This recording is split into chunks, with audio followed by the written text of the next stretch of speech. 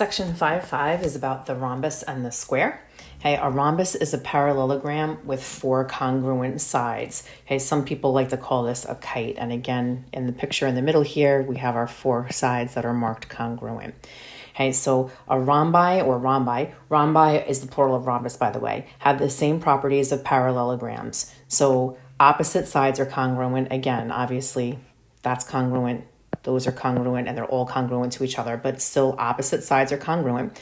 Opposite sides are parallel. So BC would be parallel to AD and AB would be parallel to CD. And opposite angles are congruent.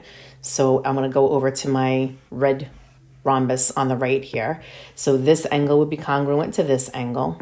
And then this angle would be congruent to that angle.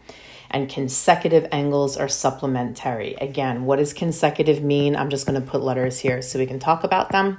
Consecutive is two angles that are right in next to each other. So A is consecutive to B.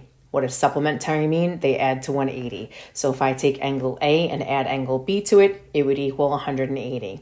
I could have gone this way and said angle A plus angle D. Those are consecutive angles. They have to be supplementary.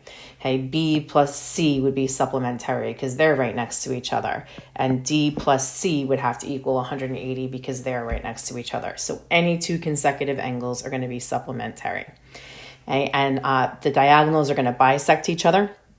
So looking in the first picture over on the left, that means that DO is going to be congruent to OB and CO is going to be congruent to OA.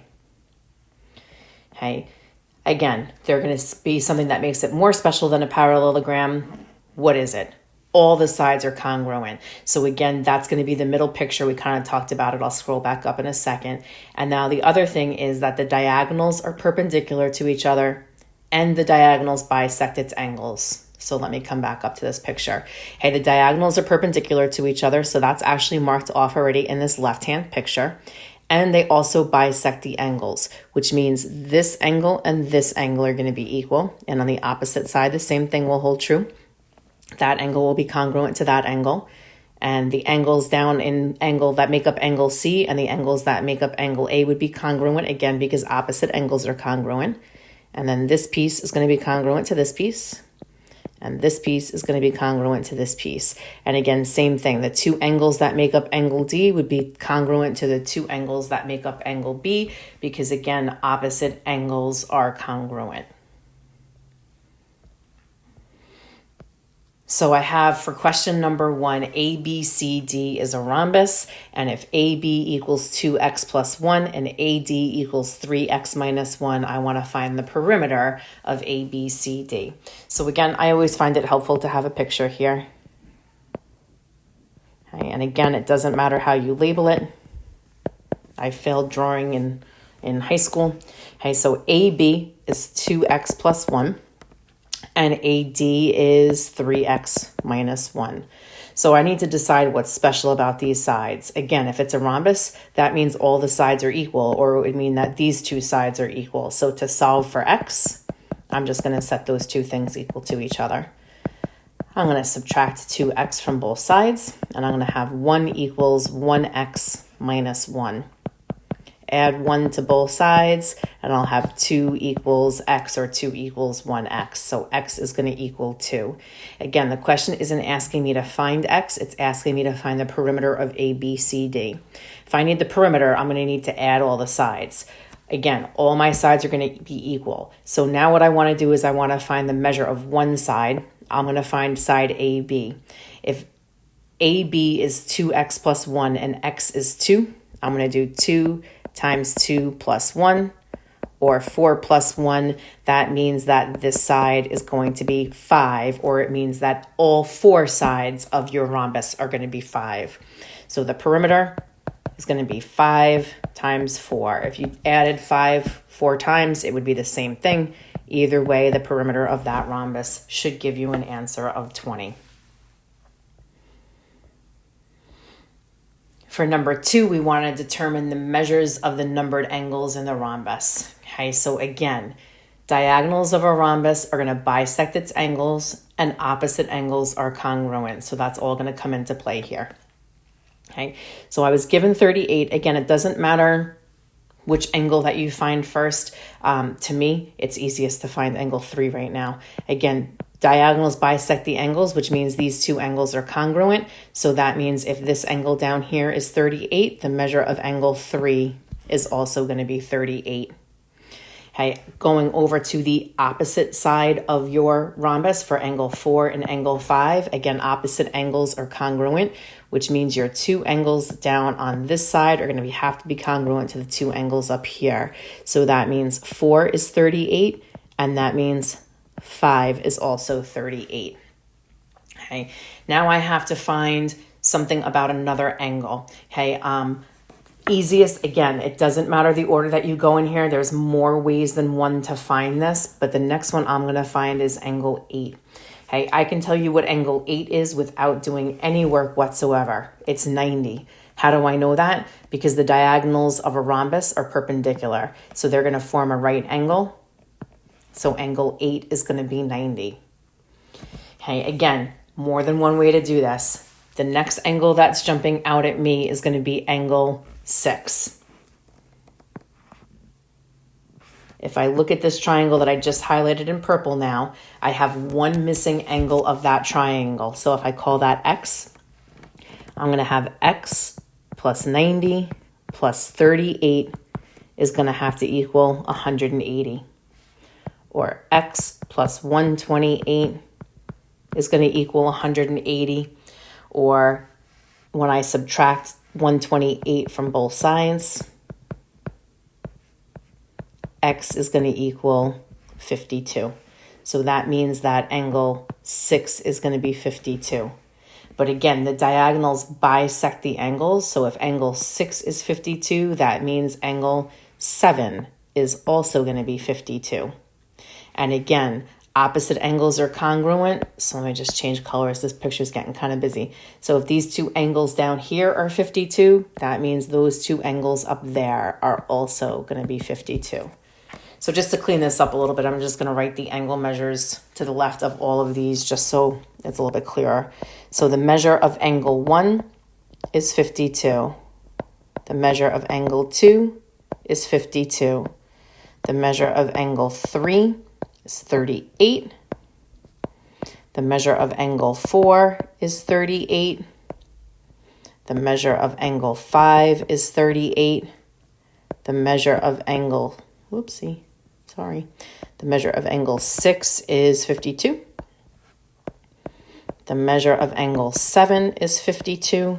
And the measure of angle 8 is 52, just to make it a little bit clearer. Okay, for number 3, it says in parallelogram ABCD, diagonals AC and BD intersect at E. Which statement does not prove parallelogram ABCD is a rhombus? Okay, so again, if it's helpful, you can draw yourself a picture. And it does, again, remember, it doesn't matter how you label it as long as it goes in order, either clockwise or counterclockwise once you put A down. Okay, so again, I have diagonal AC and I have diagonal BD. So that was my given. Okay, so the first thing is, again, I want to know which one does not prove it's a parallelogram. Which does not prove it, that it's a rhombus. So choice number 1 is that AC, which would be your entire diagonal, your entire diagonal there, and DB is your entire diagonal there. Okay, that would mean that the diagonals would have to be congruent. Rhombuses do not have congruent diagonals. So right away, choice A is going to be your answer. Okay, let's just go through the other choices just to look at them. So for choice B, if you had AB was congruent to BC, that would prove that it's a rhombus. Because again, you have consecutive sides that are congruent. And again, if consecutive sides are congruent and it's a parallelogram, that also means the opposite sides would be congruent. So all 4 sides would be equal there. That does prove that it's a rhombus. For choice C, I have AC is perpendicular to BD. That would be my two diagonals. And again, a rhombus does have perpendicular diagonals, so that would be a choice to show that it's a rhombus. And then for choice D, we have AC bisects angle DCB. So again, that would mean that those two angles would be congruent, and that is true in a rhombus. So the one that does not prove that it's a rhombus, again, a rhombus does not have congruent diagonals. Okay, so a square is also a parallelogram with four congruent sides, just like a rhombus, but the thing that's going to make it different from a rhombus is that it also has four right angles. Okay, so a square has all the properties of a parallelogram, a rectangle, and a rhombus. So again, all four sides are equal. Again, like a rectangle, you have four right angles. Okay, like a rhombus, your diagonals are perpendicular. And opposite angles would be congruent. They're all congruent, but again, opposite angles are congruent, and consecutive angles would be supplementary. Again, 90 plus 90 would give me 180, and your opposite sides are parallel. Okay, so it has all those properties. And again, the diagonals are bisecting its angles too. That would be another thing. Okay. So for number 4, I have ABCD is a square with diagonals AC and DB that intersect at E, and I have to find 3 angles here. So again, I always find it helpful to have a picture. So there's square ABCD and diagonal AC and diagonal DB. Okay, and they intersect at E. So the first thing that I want to find is BEC. BEC is this angle right here. Okay, I immediately put that little box in it. The diagonals of a square are perpendicular, so that means the measure of angle BEC is going to be 90, again, because the diagonals are perpendicular. The next one that I have to find is ADC. ADC is this entire angle here, and again, that's the entire angle of that square. Again, square has 4 90-degree angles, so that one's also 90 degrees. And then my last one is angle BAE. BAE is this angle right here. Again, I know this entire angle is 90 because it's a square, but I also know that these two angles are congruent because the diagonals are going to bisect its angles. So if the whole angle is 90 and I cut that in half, that means your other angle will be 45. So angle BAE is 45 degrees. Hey, again, for 5, we're going to use that square above, and we're going to talk about what happens if BE, which is the piece of this diagonal here, is 3x plus 7, and ED, which is this piece here, is going to be 5x minus 11. We want to find AC.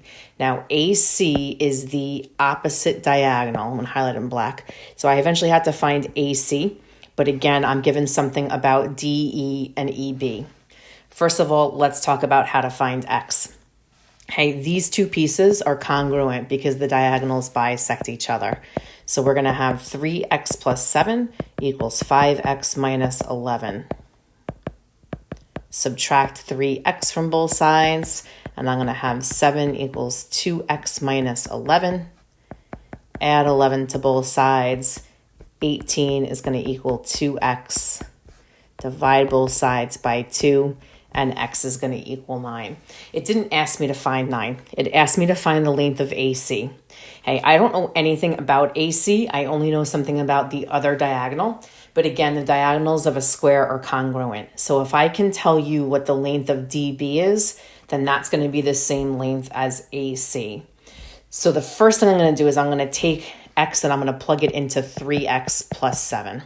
So I'm going to have 3 times 9 plus 7, or 27 plus 7, which is going to be 34. Okay, and then that, just be careful, that only represents half of your diagonal. I need to double that. So 34 times 2 should give me an answer of 68. So 68 is going to be the entire length of DB. and also AC, which is the one that you were really asked to find.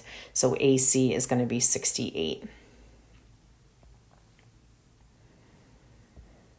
Okay, and our last question, we want to find the value of x in the given rhombus. So again, I'm given something about these two angles right here. And again, the thing that you have to remember is that the diagonals of a rhombus bisect its angles. So I'm going to have 5x plus 1 equals 8x minus 20. Subtract 5x from both sides, and I'm going to have 1 equals 3x minus 20.